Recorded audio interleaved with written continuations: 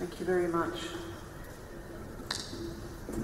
So, Your Eminences, Excellencies, dear prize winners, organisers of this great event, all the members of the Foundation, and all the distinguished participants here in this meeting, I'm very honoured to be with you. I'm very happy to be here. I must confess, when I was sitting down there at the front and I heard Cardinal Marx speaking, and then I heard Professor Vogt speaking, I started to get a bit worried. Were they going to say what I was going to say?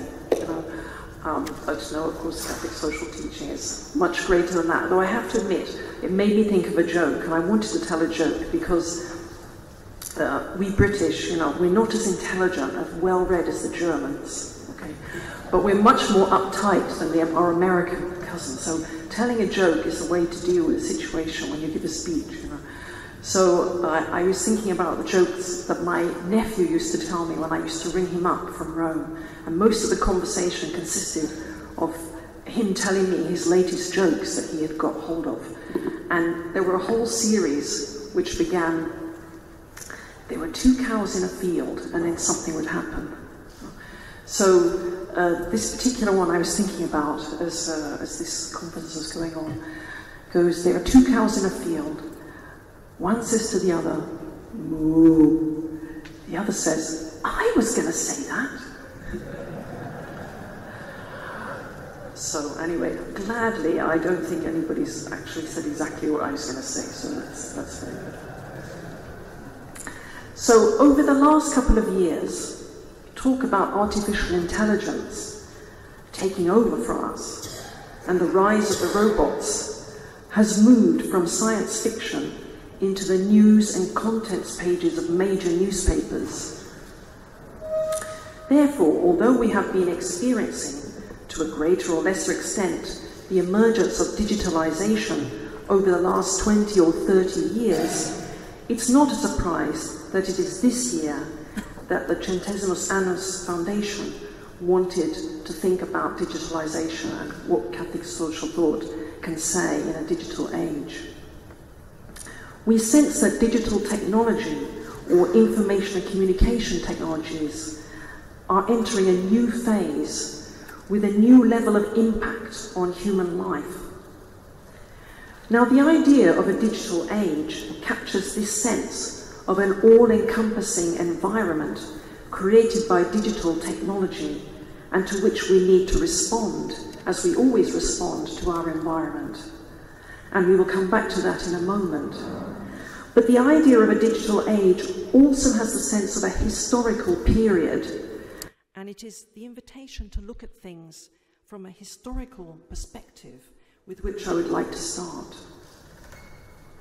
For the corpus of the teaching to which we usually refer with the term Catholic social teaching starts in another period of significant change. A period where many European countries, at least, were still coming to terms with the industrial age, as we might call it, and struggling with its social impacts.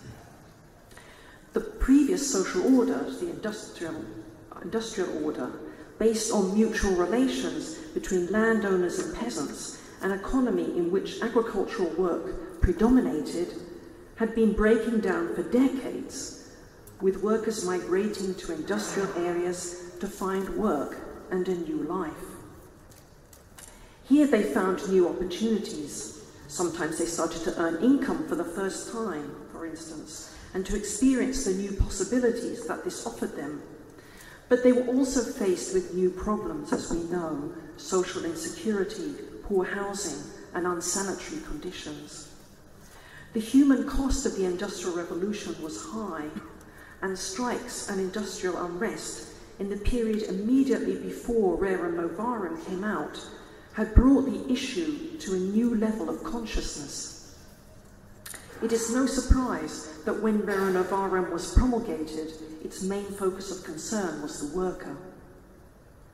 So when we are thinking about the kinds of social changes we are facing today as a result of digitalization and ICTs, information and communication technologies, it is worth remembering how great the social changes were during the process of industrialization when Catholic social teaching in its modern form, was born.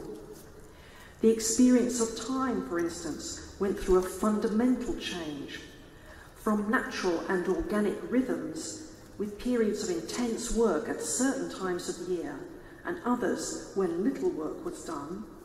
Ordinary people were moved to fixed shift times for fixed numbers of days each week, partly with the help of much literature focused on self-improvement and great battles over Saint Monday and similar types of encounter and contrast. Basic habits were and had to be transformed. The mentality of the general population was shifted towards much greater concern with precision, measurement, and the logical analysis of causes and effects. Production levels were measured precisely now and were due by certain specific dates. Parts and components had to be made with tolerances that were measured in fractions of a millimetre. If a machine broke down on the shop floor, people no longer necessarily looked for divine help, but they might do that as well, as they might have done if the crops were not growing very well, nor did they beat the machine as they would have beat a recalcitrant donkey or mule. Instead, they would start to analyse the problem and to isolate its cause, on which then they could act, change a part, or redesign the machine. It was a time, therefore, of tremendous change, giving rise to new bodies of thought like sociology, experimental psychology, and anthropology. New words were being coined to deal with the new realities. Industrialization, for instance, was a new word that spread out from Great Britain as this industrial age spread and is common to most European languages today, whereas the much older word for work varies significantly from one language group to another. According to the Oxford Shorter English Dictionary, the word for unemployment is only coined in English in 1888, showing us that the concept as such did not emerge until well into the industrial period. So it is difficult for us to imagine how great this change of mentality was, as we are so habituated to it. So in this situation of change, Catholic social teaching emerged as both an attempt to reinterpret the moral and social vision of Christianity in terms of the new society, and as a form of resistance against the negative impacts of laissez-faire capitalism and industrialization. Pope Leo focused on the need to defend the dignity of the worker, with private property and a just wage as key issues in that, and the need for solidarity between actors in order to confront problems. We see here the recognition of good elements within the industrial world, but also a prophetic voice raised against injustice, and both led to a whole series of movements aimed at both putting Catholic social teaching into practice and resisting the evils of the industrial world. We can think about the Semaine Sociale, the Jeunesse Ouvrière Chrétienne, the Christian trade unions, the political parties, and so on. Later in the 20th century, development emerged as a new foundational theme in Popolorum Progressio, celebrated in later documents by John Paul II and Benedict XVI, as Rerum Novarum had been celebrated by popes after Leo. Again, we see a development in Catholic social teaching, connected with the historical circumstances of the time, the growing awareness in this case of the lack of development in many parts of the world, and the possibilities presented by decolonization. Perhaps Laudato Si will become seen as another of these foundational moments to be returned to and celebrated by subsequent popes. So the historical development of Catholic social teaching, as we briefly mentioned it here, may suggest that it confronts the digital age from an interesting vantage point. In one sense, it is challenged by, and perhaps not entirely prepared for, the profound changes that are taking place with the rise of the digital age, rooted as Catholic social teaching has been so far in a world formed primarily by industrial technology. And we also heard also about the need to respond to the ecological crisis. And yet, at the same time, Catholic social teaching was born in a period of great upheaval, somewhat like our own in that sense, making it no stranger to tremendous change. So I suggest that in that sense it has the capacity to deal with the changes of today. So let us look at these changes, and I'd like to focus on three particularly important ones with the help of, especially of the work of Luciano Floridi, who is the professor of the philosophy of information in Oxford. So the first main issue is the fundamental role of information in today's society. Information and communication technologies have been around since the dawn of history. Indeed, they may be seen as having permitted that dawn to take place, since writing allowed the recording and transmitting of history itself. Writing is an amazingly powerful and flexible technology which spawned a whole range of others: clay tablet making, then vellum, paper, pens, printing, not to mention the technology of the alphabet, a fundamental presupposition for the development of modern computer languages. So this technology profoundly changed the way human beings experience the world. We only need to think of the great impact that printing had on human culture when it was developed. Today, information and communication technologies are taking a step further, not only recording and transmitting, but also processing and producing information. It is not a surprise, therefore, that they are generating what we can call a new age. Whereas history begins with a kind of first ICT revolution with the advent of writing, so the processing power of current ICTs is taking us into a new phase of history, or what Floridi calls hyper-history, where information is not only about recording things, but is a fundamental resource, and our ICTs are integral to our well-being, flourishing, and development. Whereas in history, as we know it, records are kept of those who are important, in hyperhistory, data is created and shared by a much wider range of people. We could perhaps say that hyperhistory is history on steroids. So much data, so much interaction and connectivity. A hyperhistorical way of living will coexist with what has gone before, however, just as prehistorical societies have coexisted with historical ones and may still exist in some very remote parts of the Amazon, for instance. So rather than indicating what life is like in fixed places or periods of time, these words, prehistory, history, and hyperhistory, indicate more a way of living, or as Floridi says, they are more like adverbs than nouns. Nevertheless, just as the industrial age has largely replaced the agricultural system that went before it in much of the world, and which we have inherited and which has deeply influenced our generation, so these new ICTs are likely, as their influence spreads, to bring to the fore a new phase of human existence, whether we call it hyperhistory or something else.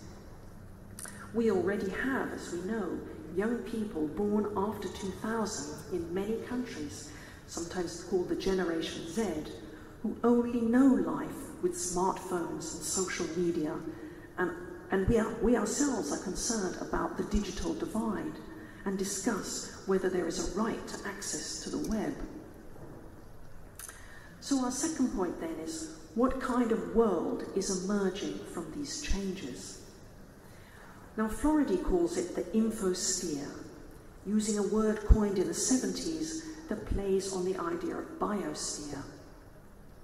It is a word with more than one definition and is in evolution. At a minimum, it would indicate the informational environment, all that refers to information, including properties, processes, interactions, and mutual relations, covering information in all its senses, including all that is held offline, as we say today, a word that recognises how we're changing, all that's held offline physically and in non-digital formats. So that would be a sort of minimum definition, all the information around us, our informational environment. A kind of maximal definition of the infosphere, and I quote Floridi, would be to interpret reality, to interpret this word as synonymous with reality. Once we interpret the latter, reality, informationally. So to interpret the whole of our world as a kind of form of information. So in reference to this second sense of infosphere, Floridi paraphrases Hegel in saying, what is real becomes informational, or is informational, and what is informational is real. Of course, Hegel's original statement was, what is real is rational, and what is rational is real. Not surprisingly, he says then, if we move towards this kind of idea of the infosphere, we will find in this equivalence the source of the most profound transformations and challenging problems that we will experience in the near future. So in this second maximal or full sense, the infosphere is the world understood in terms of information, and therefore in which the difference between offline and online will tend to become less clear, so that the two start to interact in our way of understanding the world more and more.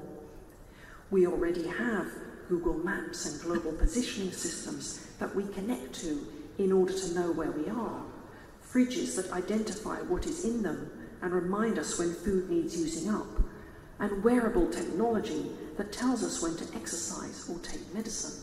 So these are already blurring the difference between offline and online. These may sound like trivial things, but they have, of course, a great impact on the way people experience the world and think about it.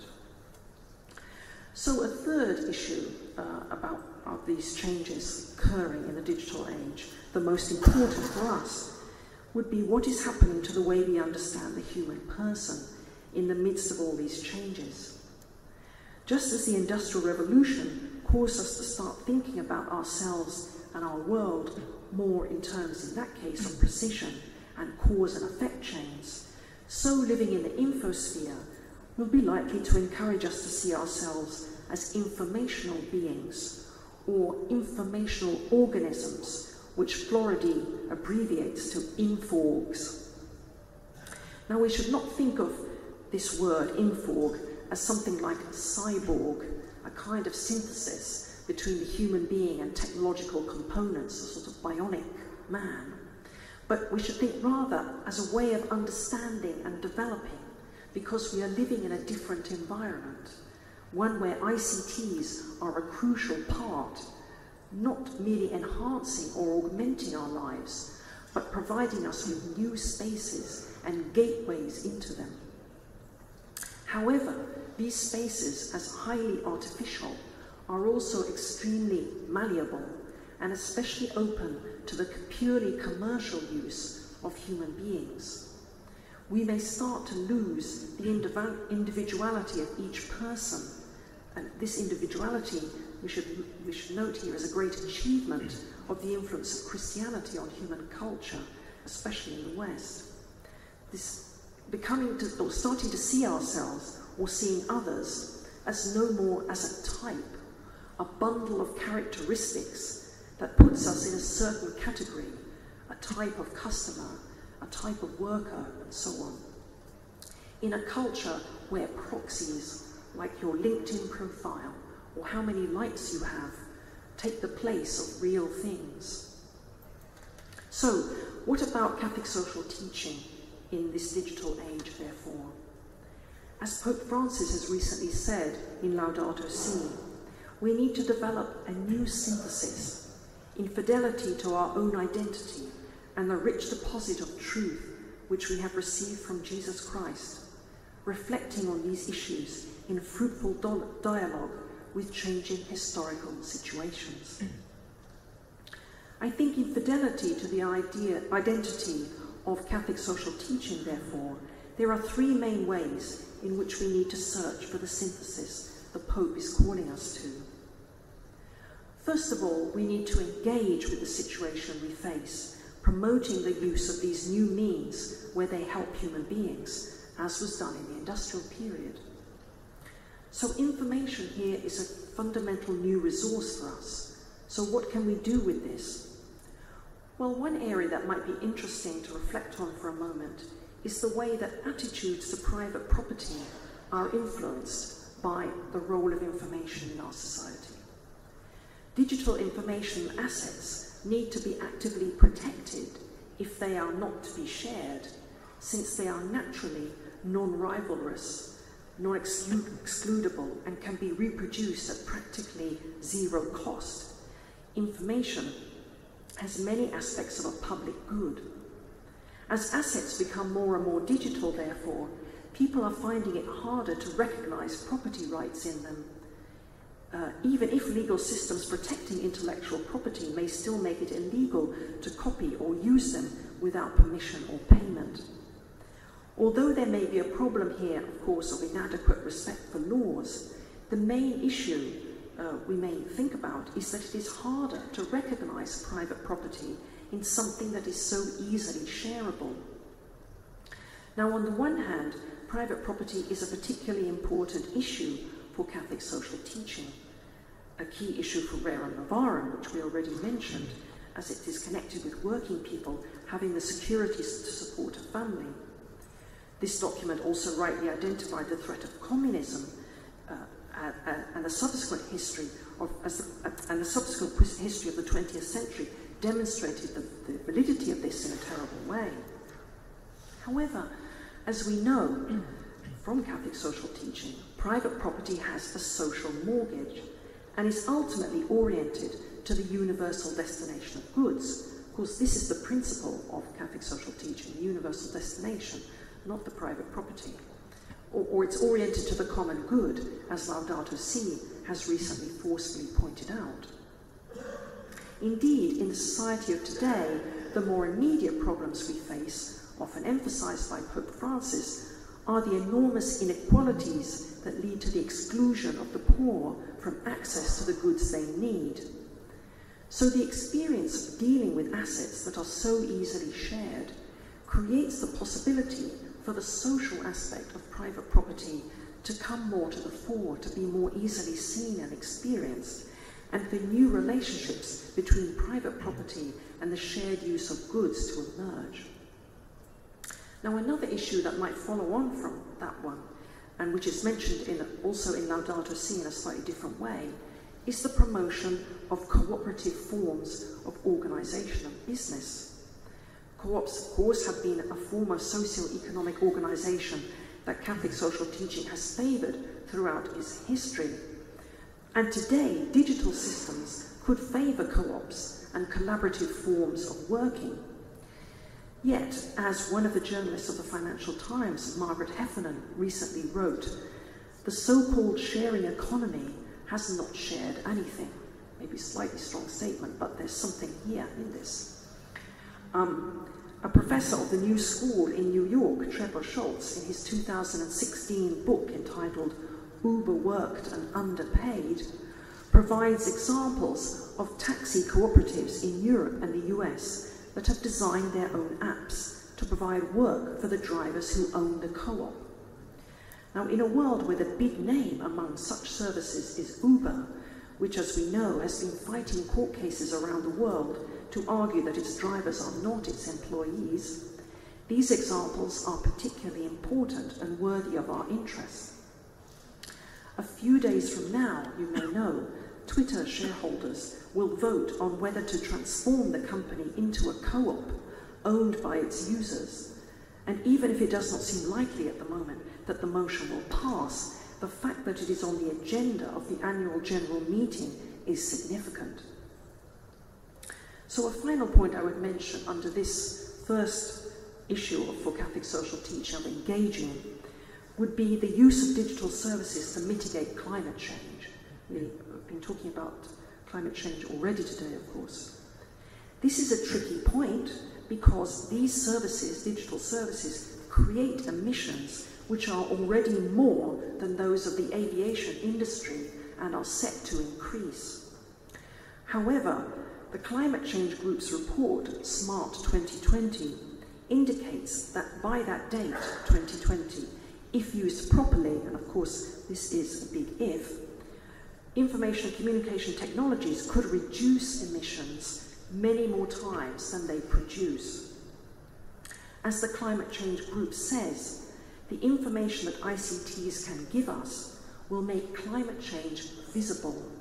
It will help us monitor our impacts and emissions, each one of us. It will help us to optimize systems in all sectors for energy and resource efficiency. So those are some points about engaging with the changes that are taking place. A second issue, picking up from the tradition of Catholic social teaching, is to resist what is evil, as was done already in the industrial age. The fundamental issues here are very much what they have always been, upholding the dignity of the person in the face of new challenges to that dignity, coming from the way our society is changing or the way the Infosphere is developing. Laudato Si, in its section on the technocratic mindset, would be a case in point. Indeed, it specifically refers to resistance to the technocratic paradigm that is so often dominant. The same drives towards productivity and accumulation of wealth that drove the industrial age are still very present today, and in which technology becomes a tool in the instrumentalization of every other good. In the face of the developments of the new Infosphere, we need to protect the idea of the human person as a unique, embodied individual. And here we can also mention the results of other new sciences like neuroscience and genetics, which are an ally to reinforcing what the Catholic social teaching has to say. For instance, they help us understand more about the physical and neurological basis of moral behavior. Results from them, for instance, support an ethics of virtue rather than other ethical alternatives, an ethics very close to Catholic social tradition, since they indicate that we are born with innate structures, or what they call moral modules, that are malleable, that is, can be formed by the person themselves and in the circumstances around them. So the third point I would make, third and final point about Catholic social teaching today, would be the importance of being present in our society, and not least because religion is rising, the interest in religion rather, is rising in areas where it was not present even 10 years ago, and the voice of Catholic social teaching is listened to and needed. The background to this interest includes research like that of the Pew Research Trust in 2012, which showed that 84% of the global population identify with a religious group. So the business world, for instance, which has not always taken much interest in what Catholic social teaching had to say, depends what country you're in, of course, is gradually waking up to this more in general. Business research centres, for instance, an interesting one in Germany, has just produced a study on faith and leadership, for instance. And a group that I'm quite involved with called Blueprint for Better Business, a movement that has attracted a significant number of large corporations in the United Kingdom, for instance, is quite open about its starting point in Catholic social teaching, which it is gradually widening to incorporate an interreligious perspective. So, to conclude, Catholic social teaching may appear very challenged by the changes that the digital age is ushering in, but it contains within it the capacity to deal with them.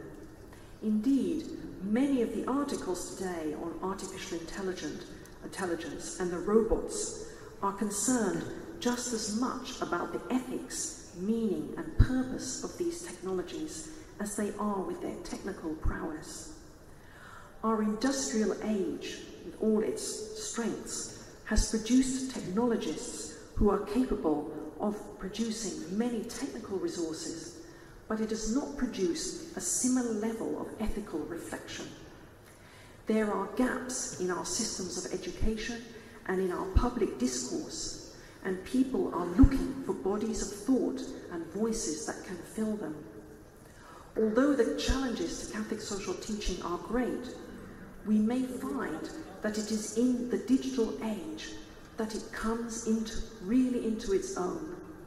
The need at this time for what it has to offer may mean that its impact turns out to be just as great, if not greater, in the future than it has been up to now. Thank you very much.